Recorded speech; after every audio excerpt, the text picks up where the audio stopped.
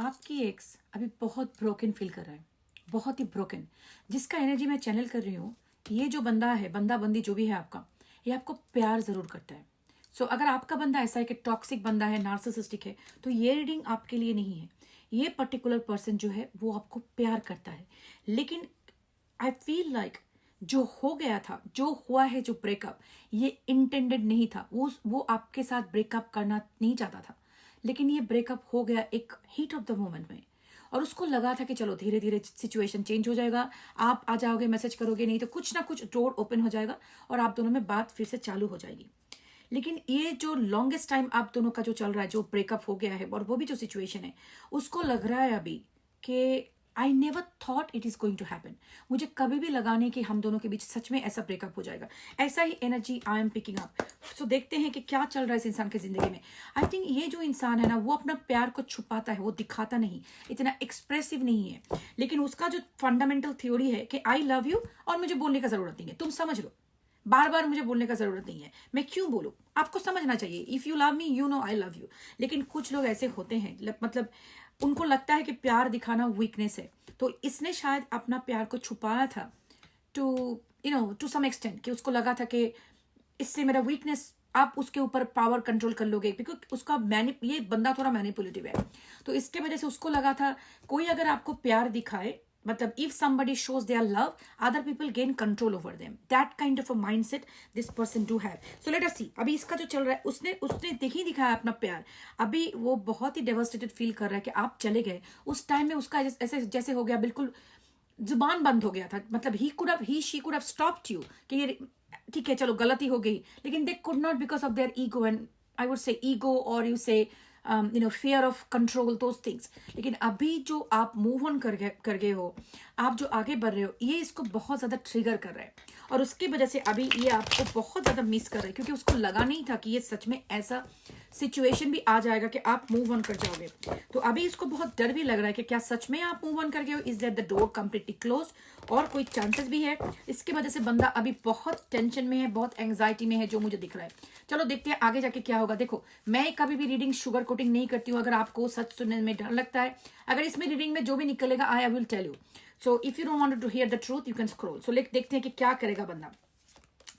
अभी भी ये बंदा ये प्रिटेंड कर रहा है कि ये अकेला है, ये प्रिटेंड कर रहा है कि आई एम स्टोइक। अगर आप इसका सोशल मीडिया देखोगे या दोस्तों से बात करके, नहीं ये बंदा तो बहुत खुश है, कोई प्रॉब्लम नहीं है, लेकिन ये एक दिखावा है ऑन द सरफेस। ये दिखा रहा है कि मैं स्टोइक हूँ, क्योंकि आई थिंक इसका चाइल्डहुड ट्रॉमा इतना है कि बचपन से इसने लर्न किया मुझे अकेला रहना है, मुझे अकेला ही जूझना है सब कुछ, मुझे इमोशन किसी को नहीं दिखानी है, मैं अकेला हूँ, मुझे अपना काम खुद करनी है, मुझे किसी के ऊपर डिपेंड नहीं होनी है। तो this is a kind of a mentality this person always possess. So ये हमेशा से दिखाता है कि आई डोंट नीड एनीबडी। तो ये इसके वजह से ऊपर से अगर आप देखोगे तो इंसान बहुत ही नॉर्मल दिख रहा है, लेकिन अंदर ही अंदर में इसका एक ईगो डेथ चल रहा है। उसके अंदर ही अंदर ये बंदा टूट रहा है, लेकिन दिखाने का कोशिश नहीं कर रहा है। शायद कुछ बातों से वो अपने आप को डिस्ट्रैक्ट भी कर रहा है, शायद पार्टियां बहुत ज्यादा कर रहा है, शायद कोई नया जॉब या कोई नया कुछ चीजों में जिम विम ज्वाइन कर लिया, शायद वो ऑनलाइन जाके लोगों के साथ फ्लर्ट कर रहा है। Excuse me. ये सब कुछ ये कर रहा है अपने आप को डिस्ट्रैक्ट करने के लिए। कोई भी डिस्ट्रैक्शन लेके ये पड़ा हुआ है, सो दैट उसको अपने ज्यादा मतलब फोकस ना कर पाए, फोकस करने का जरूरत ना हो। लेकिन अंदर ही अंदर इतना इमोशनल चल रहा है बंदा, बहुत ही इमोशनल।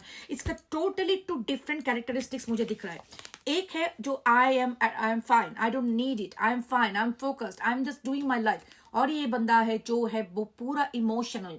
सो दो कैरेक्टरिस्टिक के बीच एक अंदर ही इसका अंदर एक कॉन्फ्लिक्ट चल रहा है। I would say one part of them want to come forward, one part of them really missing you. आपकी सारी यादें उसको आ रही है कि आप कैसे थे उसके साथ। आपका रिश्ता इसके साथ बहुत ही गहरा था। So I believe like it's like a connection this person never failed in their life. उसको लग रहा था कि यार मैंने क्या खो दिया अभी, this is something that's killing them inside. लेकिन इसका ईगो एंड प्राइड इसको रोक रहा है। लेकिन डेथ कार्ड जब आ रहा है, आई थिंक इसका एक ईगो डेथ होने वाला है।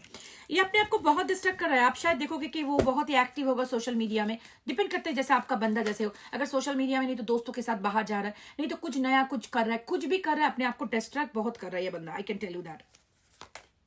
हाँ, काम का भी हो सकता है। It can be somebody who is very hard working individual, बहुत ज्यादा काम करता है, बहुत ज्यादा अपना वर्क एल्कोहलिक टाइप का पर्सनालिटी है। और ये भी हो सकता है कि इसके काम में बहुत दिक्कतें आ रही है, इसके काम में बहुत ज्यादा सिचुएशन चल रहा है जिसकी वजह से वो बहुत ही बिजी रह रहा है आजकल। वेट वेट, इतना जल्दी खुश होने की जरूरत इतना जल्दी खुश होने की जरूरत नहीं है। लेट मी पुल सम कार्ड्स। आपको पता है दीदी आपको झूठ नहीं बोलेगी, जो आपको कार्ड में दिखता है आई इंटरप्रेट दैट। मैं किसी को फॉल्स होप नहीं देती हूँ।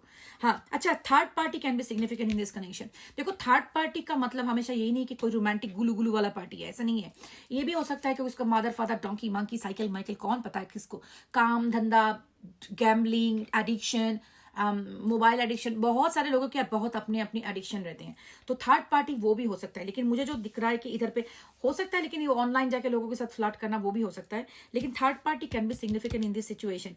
ये थर्ड पार्टी के थ्रू ये पर्सन अपने आप को डिस्ट्रैक्ट करने का कोशिश कर रहा है, जो भी थर्ड पार्टी हो। लेकिन दिल के अंदर इसका सच में आपके लिए प्यार है। Lovers card coming up in the king of cups. I would से बहुत ही इमोशनल बंदा है आपकी तरफ अभी। लेकिन किंग ऑफ कप के मुझे एक प्रॉब्लम हमेशा से लगता है, क्योंकि किंग ऑफ कप का एनर्जी जो है ना, अगर वो लड़का लड़की जो भी हो, बहुत ही वुंडेड मास्कुलिन एनर्जी में रहता है। देखो एनर्जी एंड जेंडर सेम नहीं है। तो वुंडेड मास्कुलिन एनर्जी में जो लोग रहते हैं ना, वो लोग बैठ के रोएंगे, हाय हाय हाय हाय मातम मनाएंगे, लेकिन आगे जाके कुछ एक्शन लेना पड़े तब उसका हाथ पैर सूख जाते हैं, मतलब ठंड पड़ जाते हैं, ऐसे टाइप की। तो I think this is somebody who really wants to communicate, क्योंकि मिस तो आपको बहुत ज्यादा कर रहा है, कम्युनिकेट करने के लिए इम्पल्सिव फीलिंग हो रहा है। लेकिन किंग ऑफ कप की वजह से ये होता है कि मैं क्या करूं, बहुत ज्यादा इमोशनल होकर मैं, अगर वो मूव ऑन कर चुकी है तो मैं क्या करूँ, what I will be doing. मेरा हिंदी खराब है समझ लेना। तो इफ आई मूव ऑन, क्या करूँ, मतलब ये अगर मूव हो गया तो मैं अगर जाके उसको मैसेज करूँ, अगर वो मुझे रिजेक्ट कर दे, आई विल बी इंसल्टेड। ये सब कुछ खिचड़ी अपने दिमाग में पका रहा है। लेकिन प्यार आपके साथ इसका बहुत स्ट्रांग है। ये आपका सोलमेट या ट्विन फ्लेम जैसा कनेक्शन हो सकता है। लेकिन इस बात को ज्यादा हाइप अप करने की जरूरत नहीं है, क्योंकि आपको पता है, अगर आप दीदी के चैनल के व्यूअर हो तो इस चीज से कोई फर्क नहीं पड़ता। अगर आपका ट्विन फ्लेम भी हो, अगर आपका सोलमेट भी हो, बेसिकली इन लोगों का काम होता है आपकी जिंदगी में आना, आपको एक लेसन सिखाना, और उस लेसन की वजह से आपकी सोल की ग्रोथ होना। तो इसके बारे में ज़्यादा फोकस होने की ज़रूरत नहीं है। लेकिन ये इम्पल्सिव कनेक्शन अभी भी बहुत स्ट्रांग है और ये आपको प्यार ज़रूर करता है। लेकिन इसका ऊपर जो वो दिखाता है, जो उसके अंदर है, बिल्कुल हेल एंड हेवन डिफरेंस है। आपने शायद देखा होगा, जब आपने उसके साथ रिश्ते में भी थे, ज़्यादा बोलेगा नहीं इंसान, ज़्यादा प्यार के बारे में बात नहीं करेगा, ज़्यादा शो ऑफ नहीं करेगा। तो that kind of a person this person is. इसको लगता है, आई थिंक बचपन में इसके मम्मी पापा जो भी है बहुत ज्यादा एक्सप्रेसिव नहीं थे। शायद प्यार उसको मिला था लेकिन बहुत ज्यादा एक्सप्रेशन नहीं मिला है। शायद डांटना बहुत उसको मिला है, क्योंकि हमारी जो रियलिटी होती है, हमारी जो अभी का कैरेक्टरिस्टिक्स होता है, सब कुछ हमारी चाइल्डहुड ट्रॉमा से शेप अप होता है। तो अगर अपने बचपन में हम लोग पापा मम्मी को देखे, ज्यादा एक्सप्रेसिव नहीं है, बहुत ज्यादा लॉजिकल है, हमेशा से पढ़ाई करो, ये करो वो करो, लेकिन ट्रूली जो एक्सप्रेशन एक प्यार का जो दिखाया जाता है वो नहीं, अगर मम्मी पापा नहीं दिखाते तो हम लोग सीखते नहीं है कैसे प्यार दिखाते हैं। स्पेसिफिकली हमारी जो हिंदी बोलने वाली, जो इंडिया, बांग्लादेश, पाकिस्तान, नेपाल, हमारी जो हिंदी बोलने वाली मतलब नहीं, आई मीन टू से लाइक हमारी जो देसी कम्युनिटी जो है, श्रीलंका हो सकती है, हमारे इधर पे लोगों का ज्यादा क्या होता है, लड़कों को स्पेशली लड़के लोगों को बहुत ज्यादा सिखाया जाता है इतना इमोशन नहीं दिखाना, क्यों लड़का होकर रो रहे हो, तुम वीक हो का क्या। तो वो लोग इससे ये सीखते हैं बचपन से कि इमोशनल एक्सप्रेशन इज वीकनेस। तो इसके वजह से ये ज्यादा इमोशनली एक्सप्रेसिव नहीं होते हैं।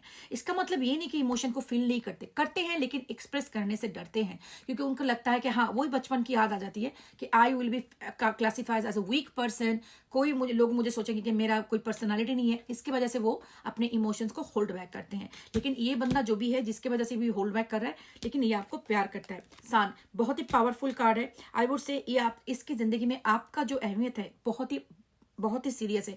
ये आपको सच में बहुत प्यार करते हैं। आपने इसके जिंदगी में बहुत आई वुड से लॉट्स डिफरेंस लाए हो आप।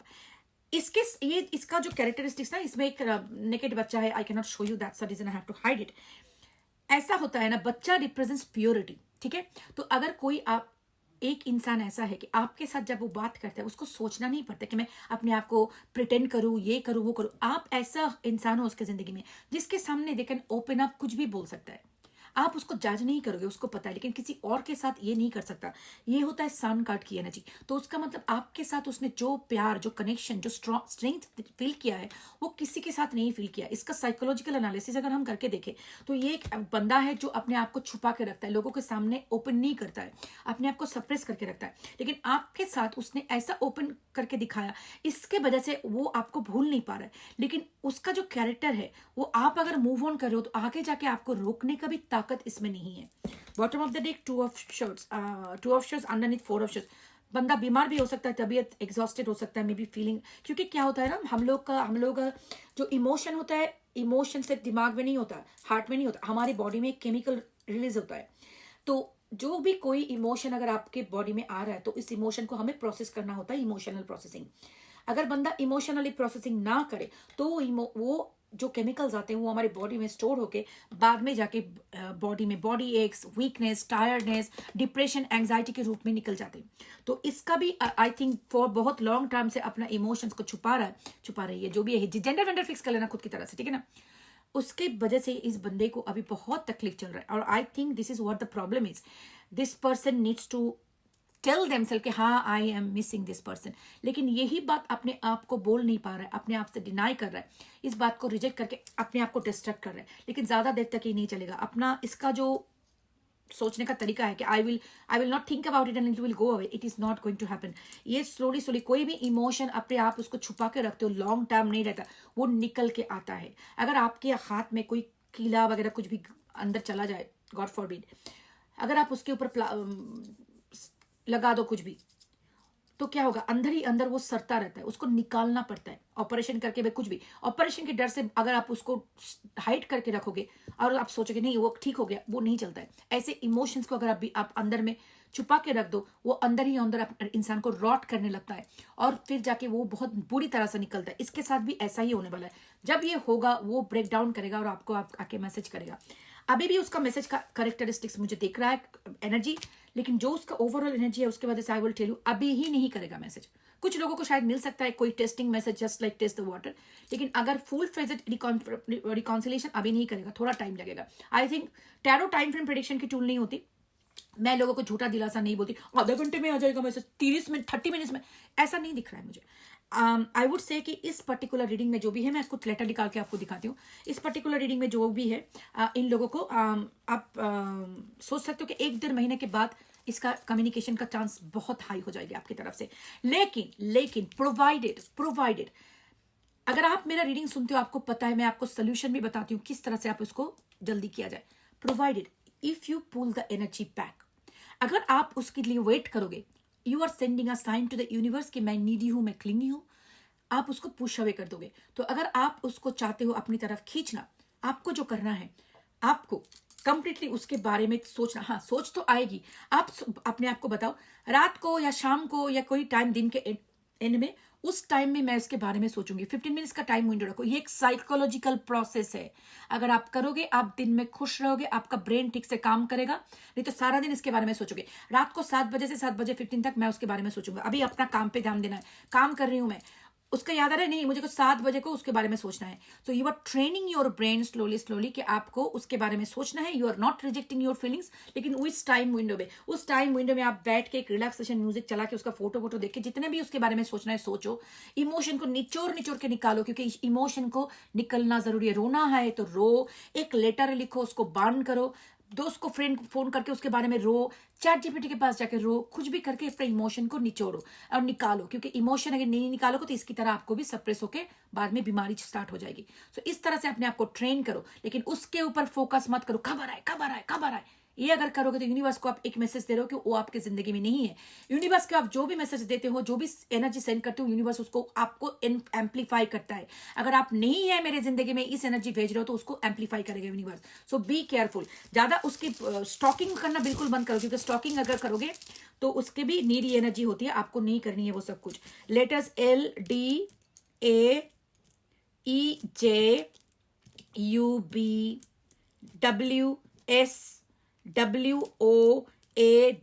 एंड J आया है, तो इसके आपके नाम के कहीं भी ये हो सकता है।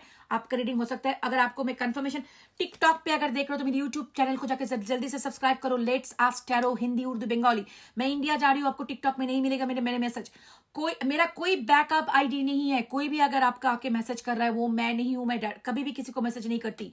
कोई भी आपको अदर ईमेल एड्रेस दे रहा है वो मैं नहीं हूं। व्हाट्सएप नंबर दे रहा है मैं नहीं हूं। स्पेल वर्क के लिए पैसा मांग रहा है मैं नहीं हूं। सिर्फ divinemothersguidance@gmail.com, वो भी मेरी यूट्यूब चैनल से कॉपी करोगे। नहीं करोगे तो स्कैम हो जाओगे, उसके बाद I will not be able to help you. ठीक है, take care of yourself. और चैनल को जहां पे भी देख रहे हो इसको सब्सक्राइब जरूर कर देना दीदी के चैनल को। Take care, I love you all, thank you so much.